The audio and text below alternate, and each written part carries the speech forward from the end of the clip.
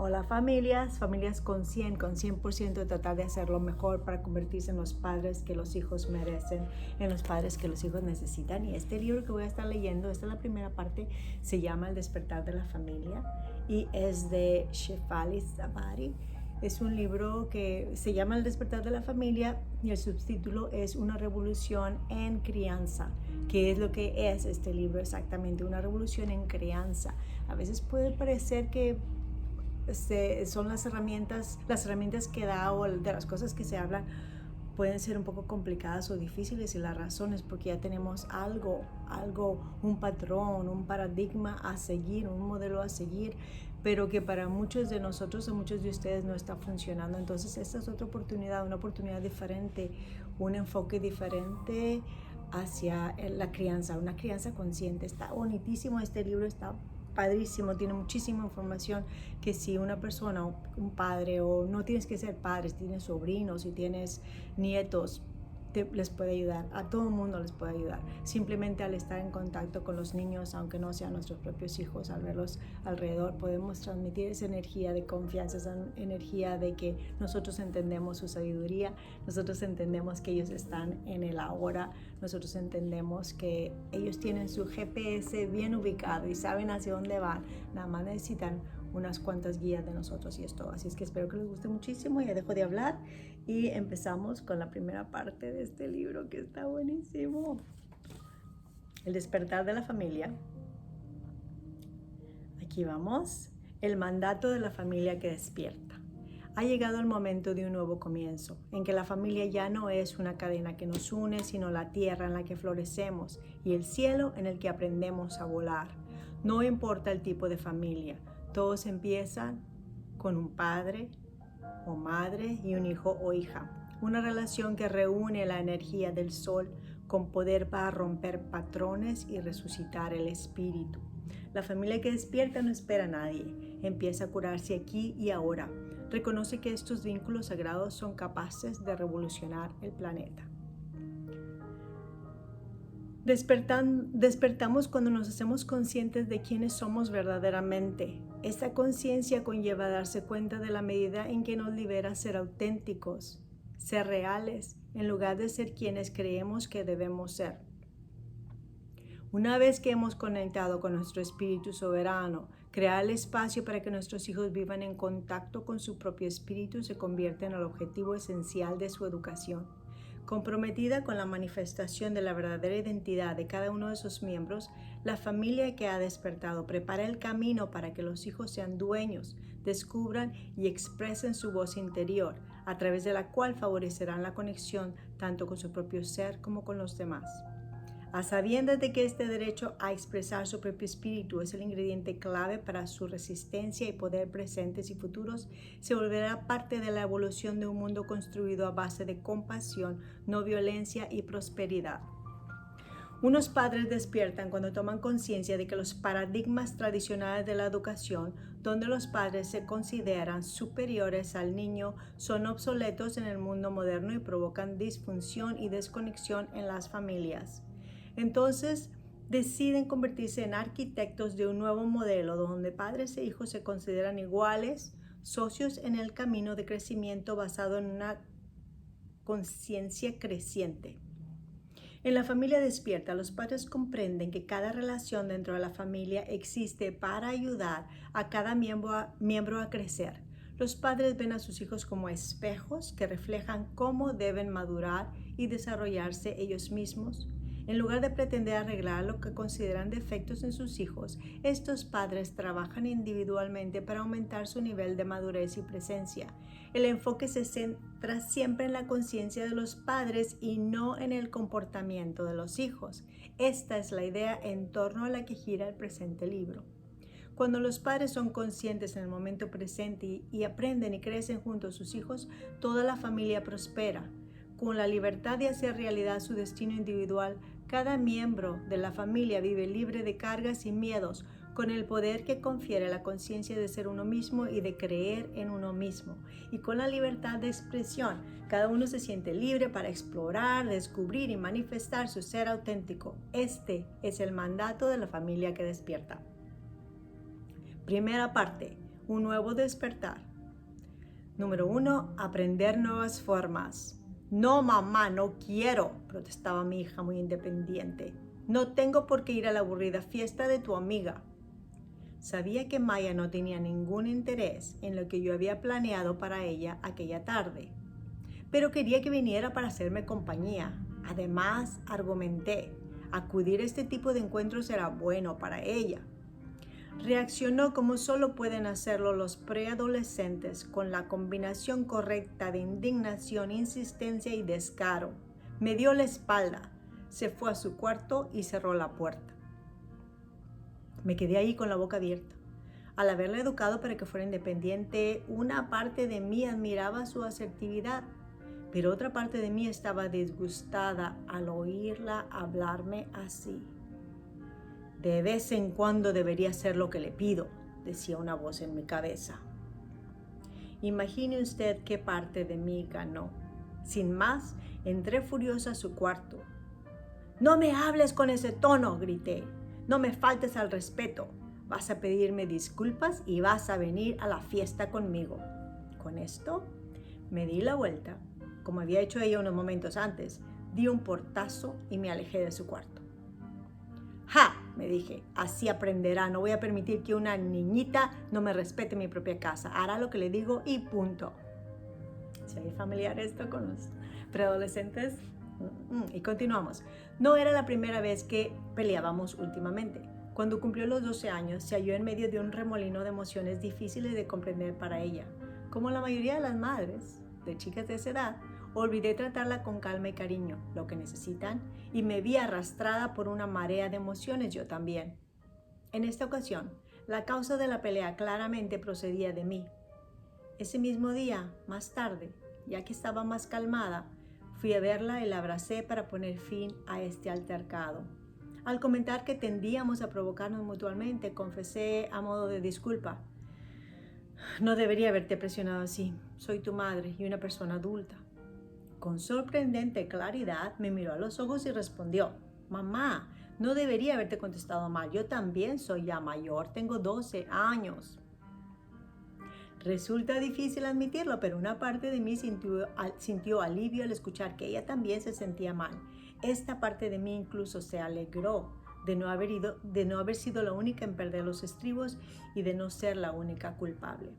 Entonces me di cuenta de que en mi interior había dos partes contradictorias. La parte que comprendía el poder de Maya y estaba en profunda conexión con ella, y la parte que reaccionó en su contra de manera ciega e irreflexiva, creando antipatía y desunión. Una de estas partes, comprendí, era reflejo de cómo me sentía en realidad, mientras que la otra era mi lado irracional, la que con frecuencia yo llamo mi ego. Una vez que comprendí que la voz que me decía que Maya debería hacer lo que le pido era la de mi ego, no mi voz verdadera, dejé de escucharla. «Ya me has dicho lo que debía hacer todo el día», susurré. Al tranquilizarme y hallarme de nuevo a mí misma, fui capaz de admitir que el desagradable episodio había sido provocado por mi ego.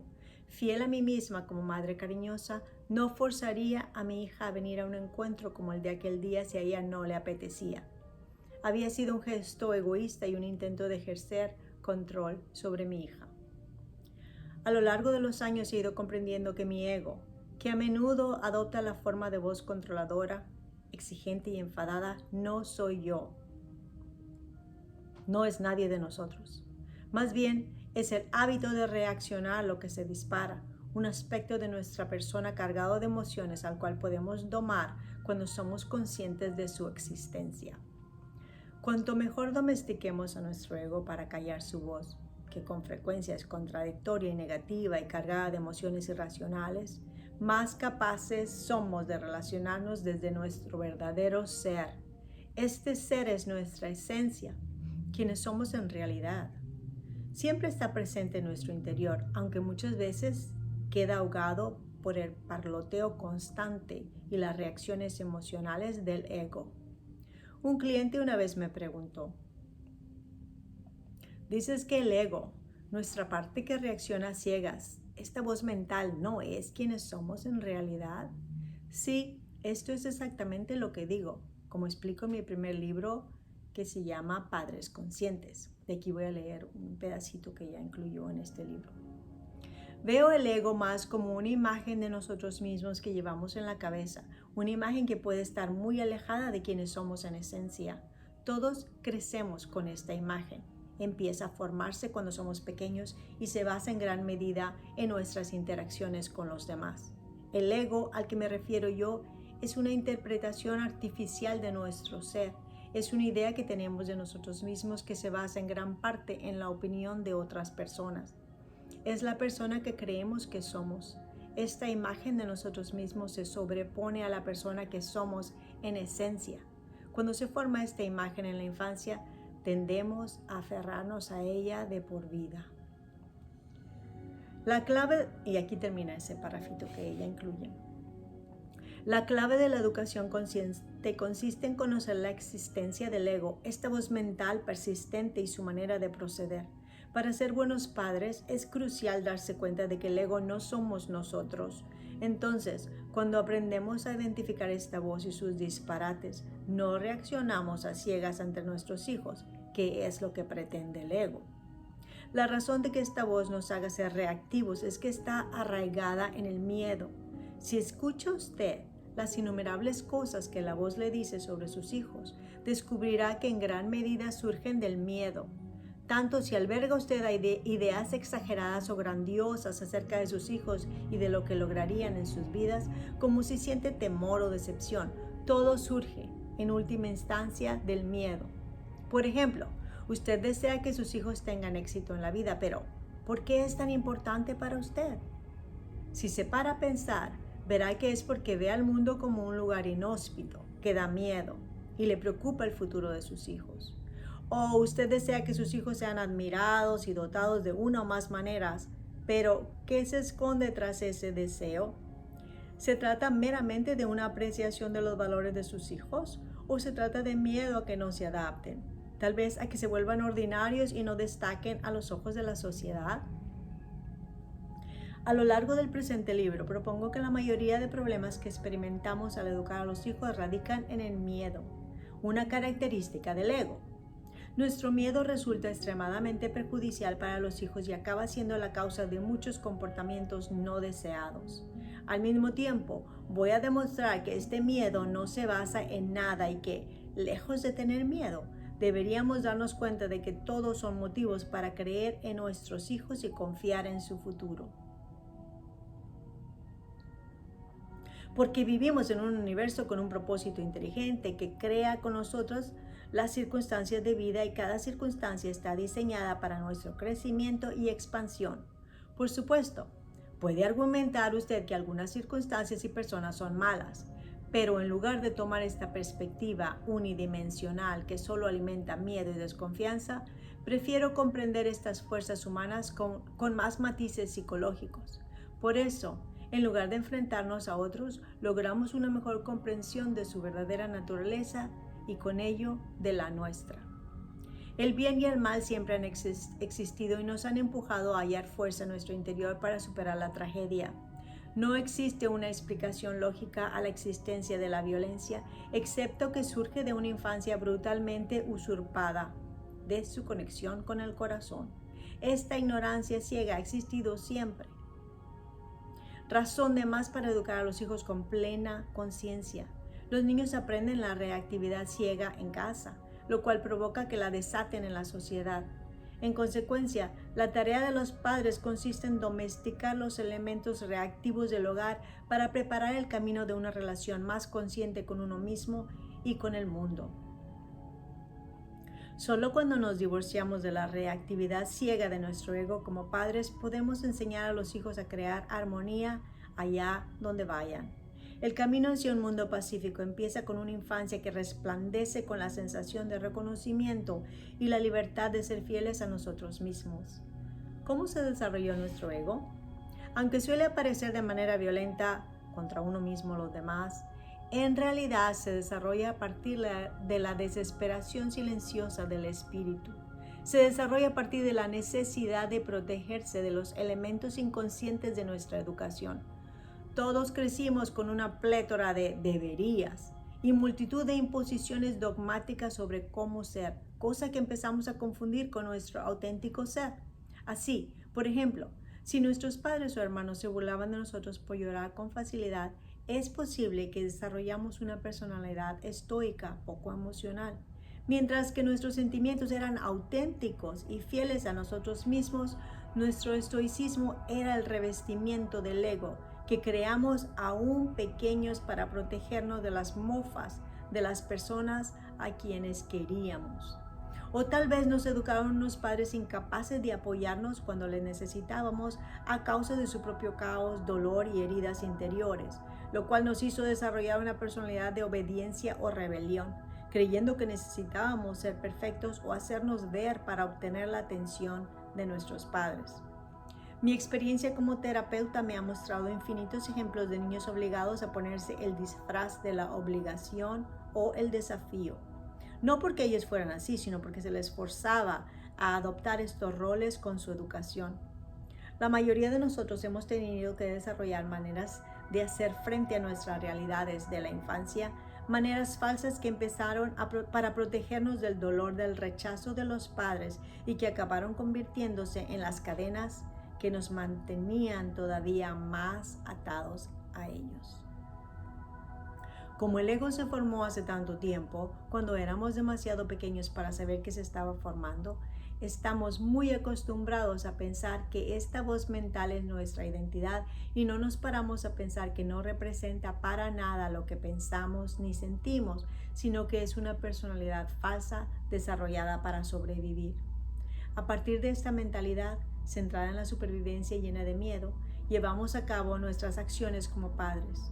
Esta identidad, nuestra falsa identidad, abona las primeras semillas de desconexión con los hijos, nos aparta de lo que las cosas son, hacia lo que las cosas serían sí o lo que las cosas deberían ser. Nos desviamos de la forma de ser natural de los hijos para imponerles nuestros condicionantes, creencias y miedos. Cuando más nos alejamos de las identidades verdaderas de nuestros hijos, más nos alienamos de su espíritu verdadero. La negación de quienes son es nuestro máximo acto de traición hacia ellos, que se preguntan, ¿por qué no me ve bien mi mamá tal y como soy? ¿Es que soy malo? ¿O por qué critica mi padre mi manera de ser? Le debe parecer a él que yo no valgo nada. Yo misma como madre vivo innumerables situaciones en que lo que verdaderamente siento por mi hija se ve fácilmente eclipsado por la reactividad de mi ego. En lugar de relacionarme con ella del modo que ella necesita, empiezo a imaginar toda clase de situaciones que no suelen tener nada que ver con el momento presente. Por ejemplo, el otro día, cuando me pidió que la dejara solas, me hallé escuchando la voz que me decía que me estaba rechazando. No era más que mi ego. ¿Por qué no me necesita?, me preguntaba la voz. ¿No desea mi sabiduría ni mi presencia? En lugar de ver la petición de mi hija como un deseo sano y natural de estar sola, me perdí en la historia de rechazo que la voz de mi cabeza me contaba. Cuando nos dejamos cegar así por el ego, no podemos ayudar a los hijos. Nuestra verdadera identidad, que es la única que sabe estar presente junto a otra persona, ha sido secuestrada por el ego. Esta falsa sensación de quienes somos nos conduce naturalmente a perder de vista la identidad de los hijos y a forzarles a desarrollar una falsa sensación de quienes son ellos para sobrevivir a nuestro lado. Entonces, ellos también sufren la intrusión del ego.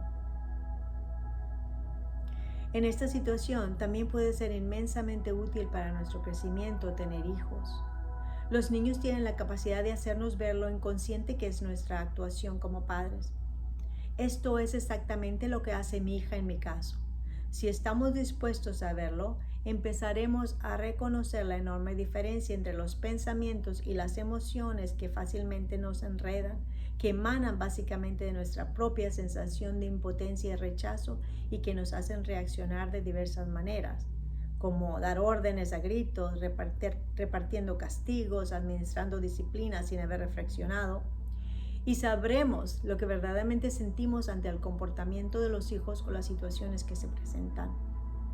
Al ser consciente de esta actividad mental y emocional furiosa del ego, podemos aislarnos del mismo. Esto es esencial si deseamos ser unos padres conscientes. Una vez que somos conscientes de la manera en que el ego trastoca nuestra capacidad de estar presentes, somos capaces de plantearnos qué reacción sería la adecuada ante un comportamiento o circunstancias determinados, a partir de la conexión con las necesidades de nuestros hijos en lugar de a partir del miedo. El rugir del ego. Tras reconocer que era mi ego el que hablaba, pude explicarle a mi hija cómo trabaja el ego con palabras que una niña de 12 años pudiera entender. Cuando nos molesta o nos asusta algo, los demás no nos comprenden, empecé. Nos convertimos en un tigre feroz para protegernos. Esto es lo que te ha pasado. Te has dado cuenta de que yo no intentaba comprenderte y desesperada me has enseñado los dientes y las arpas. Por supuesto, debido a la forma en que me educaron a mí, yo he pensado, ¡qué grosera! Y he soltado mi propio tigre. Debería haberme parado a pensar que no me atacarías a menos que te sintieras asustada o atrapada. Maya me escuchó y suspirando de alivio se me acurrucó más cerca, descansando satisfecha sabiendas de que la comprendía. Me tomé un momento para reflexionar sobre la manera en que me había permitido reaccionar a ciegas. La había sermoneado, criticado y regañado desde el pedestal del ego que cree que lo sabe y lo controla todo. Naturalmente, los instintos de protección de mi hija entraron en acción. Es humano querer reafirmar el poder que tenemos y cuando no procede del ego, sino de nuestro ser más profundo, sentirse con poder es sano. Con la expresión ser más profundo, me refiero a la parte de nosotros mismos que no se ve afectada por el ruido y las maquinaciones constantes del ego reactivo de nuestro interior. Por ejemplo, vemos que empezamos a enojarnos y aún así conseguimos mantener la calma y la determinación y pedir que se respeten nuestras necesidades sin perder el respeto por nosotros mismos ni nuestros hijos. O reconocemos que nuestro ego va a empezar a dispensar una amenaza o un castigo, pero no resistimos a la tentación y encontramos otra manera de reafirmar los límites. Si nos paramos a prestar atención, todos podemos sentir que no actuamos en consonancia con la conciencia más evolucionada. Cuando mi hija creyó que no aceptaba sus sentimientos, su ser poderoso por naturaleza se hizo escuchar. Pero cuando yo reaccioné a través del ego en lugar de hacerlo desde la calma de mi ser, provoqué a su ego, de modo que nos enzarzamos en una pelea de egos. En pleno fragor de la batalla, no se me ocurrió que mi hija no se estaba comportando como yo esperaba porque fuera mala, sino a causa de una necesidad sana de defenderse de mi ego. Me hallaba tan inmersa en mi ego que no acerté a crear un espacio apropiado para que ella expresara su propia voz. Es muy importante comprender esto. Cuando no damos a los hijos el espacio para expresar su voz auténtica, sino que les ahogamos con el rugido de nuestros intereses como padres, crecen angustiados y deprimidos. Muchos jóvenes se ven tan privados de nuestra aceptación, de ser simplemente valorados tal como son, que se autolesionan de diversas maneras. Se emborrachan, se drogan, mantienen relaciones sexuales inapropiadas e incluso se cortan. Todo esto son gritos para que les aceptemos, son manifestaciones de un deseo profundo para ser vistos, aceptados y conocidos tal y como son. Muchos padres tal vez se juzguen a sí mismos duramente. Muchos padres tal vez se juzguen a sí mismos duramente por sus errores pasados al leer esto. Lo que yo espero es que mis palabras les hagan sentir conscientes, no culpables. Una de las reacciones típicas de los padres que se inician en este camino de educación consciente es mirar atrás y sentir remordimiento y culpa. A estos padres les recuerdo que esta reacción, si bien es comprensible, es un ardid más del ego. Simplemente para crear parálisis emocional y desconexión del momento presente. Animo a los padres a darse cuenta de que ninguno de nosotros vamos a ser padres conscientes en todo momento. Todos experimentamos momentos de reactividad ciega que causará confusión y nos dejará indefensos. Es parte intrínseca de la condición de padres. En lugar de regodearse pensando en lo que deberíamos haber hecho, debemos utilizar estos momentos de clarividencia como oportunidades de transformación. De este modo, nos entrenamos para ser conscientes y reaccionar ante nuestros hijos desde el momento presente sin dejarnos influir por nada del pasado que no sea relevante. Perdonarnos por nuestra falta de conciencia nos permite de inmediato vivir en el momento presente y crear el cambio necesario.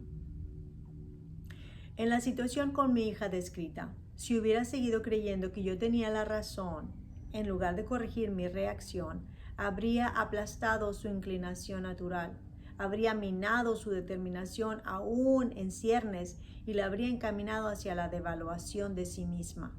Con ello, ella habría albergado en su interior un creciente resentimiento hacia mí que a su vez nos habría distanciado, arruinando nuestra capacidad de conectar en el momento en que ella más lo necesitaba.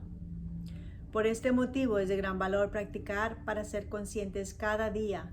Con un mayor grado de conciencia nos acostumbramos a identificar la diferencia entre el estado reactivo procedente del ego y el estado más calmado, más centrado de nuestro ser verdadero.